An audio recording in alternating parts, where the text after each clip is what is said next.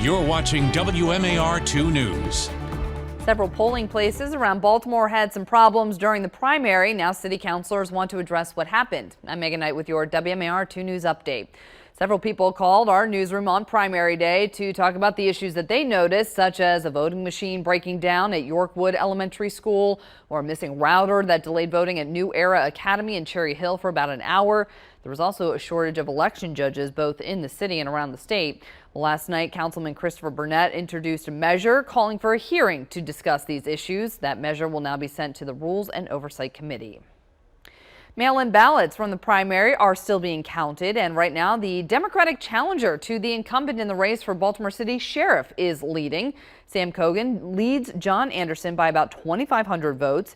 Cogan is a former sheriff's deputy who retired to run for the position. Anderson has held this job for 8 terms. He was first elected back in 1989. The Orioles have announced a new partnership with the Food Project in Baltimore. It's a nonprofit teaching cooking, farming, and restaurant skills to young people. The Orioles and Care First Blue Cross Blue Shield will provide funding to create jobs for the Food Project over the next 3 years. Those positions will include an operations manager, kitchen manager, and a meal deliverer. Well, today officials with the Maryland Department of Natural Resources and Transportation are going to go for a little dig. This building you see right there on your screen is at the historic Elk Ridge Furnace site in Howard County. History experts say that in colonial times, slaves and convicts worked at this site. Now archaeologists want to find out more about the buildings on the property. Excavations are planned for this afternoon. And now from WMAR 2 News, Maryland's most accurate forecast.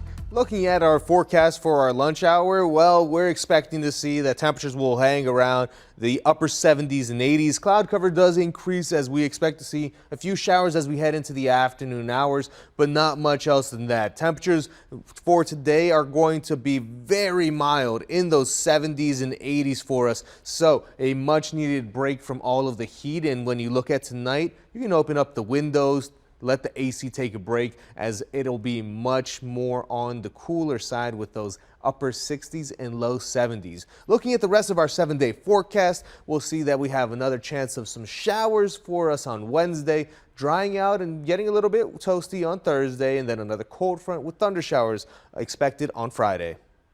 All right, Caesar, thank you. And stay with us online at WMAR2news.com for updates and for your news and weather while you're on the go. Don't forget, you can download the WMAR 2 News app in your phone's app store. Thanks for watching. I'm Megan Knight.